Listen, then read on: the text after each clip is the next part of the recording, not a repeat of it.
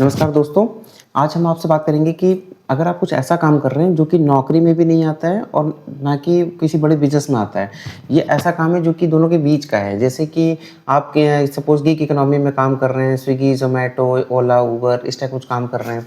या फिर आप सपोज़ कोई हैंड टू माउथ वाला काम कर रहे हैं या अपने जैसे होते कारीगरी वाला काम कर रहे हैं या आप फ्रीलांसर के तरीके से काम कर रहे हैं। मतलब आप नौकरी का भी हिस्सा नहीं है और कोई बहुत बड़ा बिज़नेस भी नहीं है, अपना खुद का स्वरोज़गार जिसको बोला जाता है, ऐसा कुछ कर रहे हैं। तो ऐसे में क्या होता है कि आपको जब कभी पैसे की ज़रूरत पड़ती है, कोई घर के लिए ज़रूरत पड़ती है या फिर आप कुछ बड़ा बिज़नेस करना चाहते हैं, अपने बिज़नेस कोई जो आपको काम है, अगर उसी को ऑर्गेनाइज़ करके आप बड़े लेवल पे ले जाना चाहते हैं, तो वहाँ पे एक बहुत बड़ी मजबूरी आती है कि आपको आपको पैसे की ज़रूरत होती है, पूँजी की ज़रूरत होती है, कैपिटल चाहिए, लेकिन आपके पास वो कैपिटल होता नहीं है। तो आपके आपके पास ऑप्शंस बहुत कम हो जाते हैं। तो आप क्या करते हैं मजबूरन आपको किसी मनी लेंडर के पास जाना पड़ता है, जो ब्याज का धंधा करते हैं उनके पास जाना पड़ता है। तो वहाँ पर आपके पास बहुत ज़्यादा चॉइसेस नहीं होती हैं, तो आपको क्या होता है कि बहुत महँगा इंटरेस्ट रेट होता है, उस पे आपको उधार लेना पड़ता है। ठीक है? उसकी शर्तें भी बहुत टाइट होती हैं। अगर एक भी किसी महीने की किस्त अगर आपको ब्याज उसको आपने नहीं भर पाए, तो उस पर वो इतना ज़्यादा पेनल्टी लगा देते हैं, तो बहुत महँगा पड़ता है। या फिर आप बहुत महँगे एनबीएफसीज़ के पास जाते हैं, नॉन बैंकिंग फाइनेंशियल कंपनीज़ हो गए, तो वो मनी लेंडर्स तो उनकी भी नियम शर्तें बहुत तगड़ी होती हैं। तो कहीं न कहीं ऐसे मौके पे जब आपको अपने अपने बिज़नेस को, अपनी फैमिली नीड्स या अपनी ज़रूरतों को पूरा करने के लिए अगर आपको कोई क्रेडिट प्रोफ़ाइल नाम का एक शब्द है, जो लोग फाइनेंस में नए हैं, मैं उनके लिए बताना चाहूँगा कि क्रेडिट प्रोफ़ाइल का मतलब ये होता है कि एक तरीके से आप अगर किसी बैंक में आप जाइए, तो बैंक आपकी प्रोफ़ाइल में क्या देखता है? बैंक आपकी देखता है कि आपकी इनकम का रिकॉर्ड क्या है? कि आप कैसे पैसे कमा रहे हैं? कितनी स्टेबल इनकम है? आपका पुराना जो आपने लोन लिया था उसमें कितना लेन-देन हो रहा है? आपने कैसे उसको चुकाया?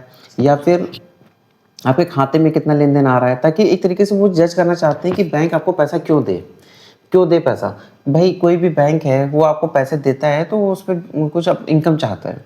वो अपनी रिपेमेंट की गारंटी चाहता है। उसी उसको कुछ वो ताकि उसका रिस्क कम से कम रहे, ठीक है? तो ऐसे में इस क्रेडिट प्रोफ़ाइल का मतलब होता है कि आप कितने फ़ेवरेबल हैं किसी बैंक के लिए या किसी फाइनेंशियल इंस्टीट्यूशन के लिए कि वो आपको लेंडिंग करे।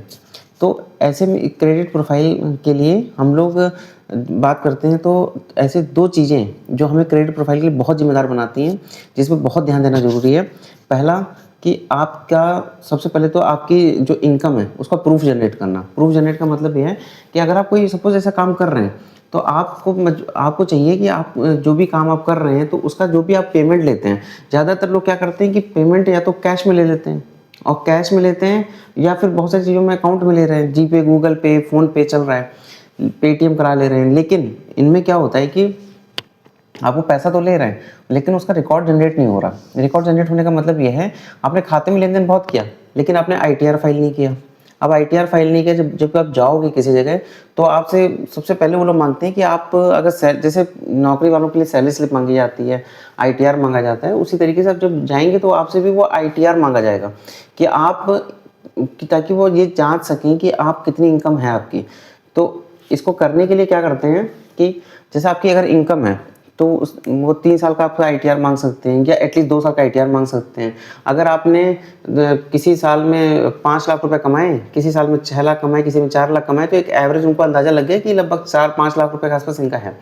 तो उतने का वो आपसे उसी आधार पे जो आपकी एलिजिबिलिटी बनेगी, उस आधार पे आपको लोन दे सकते हैं। वो आपको पार्टिसिपेट कर सकते हैं, आप जो भी बैंकों में आप जा सकते हैं, उनसे आप बात कर सकते हैं। तो एक होता है इनकम प्रूफ आपके पास जनरेट करना बहुत ज़रूरी है। मैं एक बात ये भी बताना चाहूँगा, जब भी आप इनकम प्रूफ लेते हैं, जब आप आईटीआर फाइल ज़रूर करिए। आप अपने खाते में ट्रांज़ैक्शंस आपके अच्छे होने चाहिए।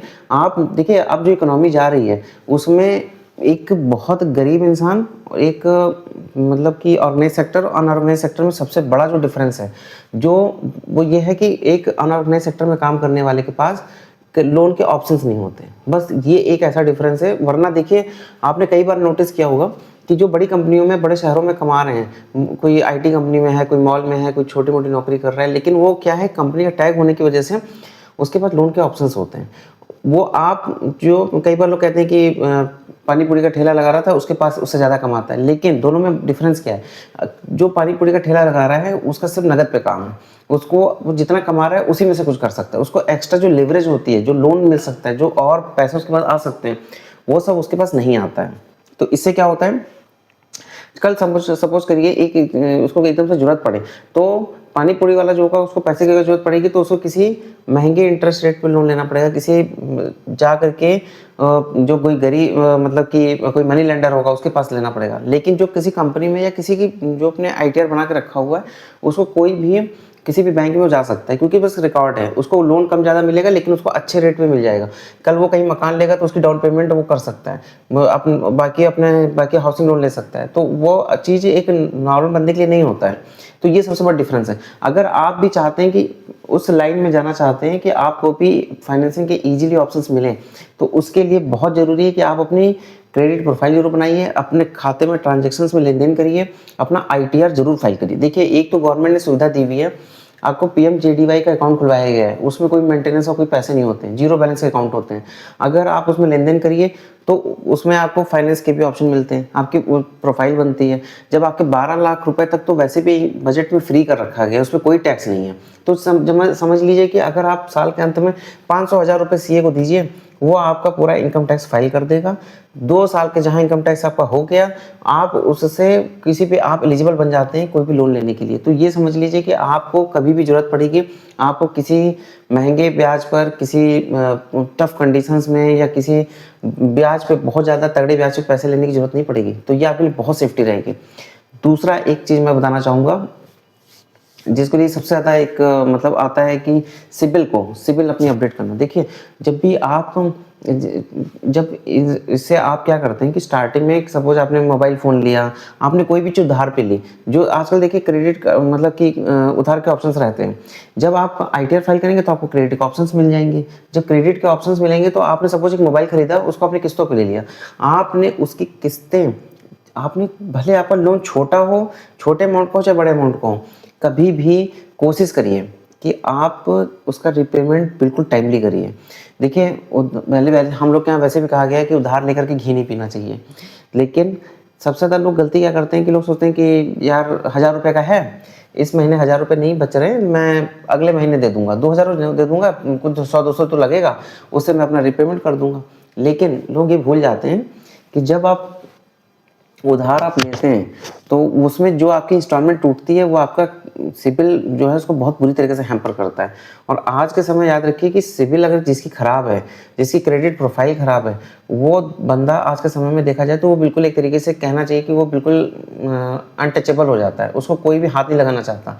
क्योंकि अब इतना ज़्यादा नियम कायदे हैं, सब जगह अब ऑनलाइन आपकी प्रोफाइल दिखा रहे, Aadhaar, PAN number, date of birth, mobile number, कुछ भी आपको मिल जाएगा ना, आपके बारे में पूरा का पूरा आदमी ट्रेस कर सकता है कि इसका क्या रिकॉर्ड रहा है। जहां आपका रिकॉर्ड खराब है, आपको कोई लोन देने को तैयार नहीं होगा। तो 2 चीज़ों पर जरूर वर्क करिए। एक, अपनी क्रेडिट प्रोफाइल बनाइए, अपने आईटीआर जरूर फाइल करिए, इनकम प्रूफ जरूर दिखाइए। आपको कुछ नहीं जा रहा है, सिर्फ 500-1,000 रुपये का लगेगा, लेकिन आपके पास दिखाने के लिए इनकम प्रूफ होगा। दूसरी चीज़ कि आपके पास सिविल पे जरूर काम करिए, चाहे 100 हो, चाहे 1,000 हो, चाहे 10,000 हो। इंस्टॉलमेंट को अगर आप बिल्कुल पे कर सकते हैं तो जरूर पे करिए। भले उसके लिए मैं ये भी कहूँगा कि अगर आपको किसी जगह को दिक्कत हो भी जाती है, आप किसी दोस्तों से लेकर के, अपने परिवार से लेकर के कुछ उधार मदद मांग करके आप उसका जरूर पे कर दीजिए। क्योंकि देखिए, जब आप रिश्तेदार का पैसा है आप 1-2 महीने वापस कर देंगे, वो उसमें दिक्कत नहीं होगी। लेकिन अगर आपकी जो किस्तें टूटती हैं तो वो आपका पूरा सिबिल आपका पूरी तरीके से खराब करती है। तो इस पर जरूर ध्यान दीजिए।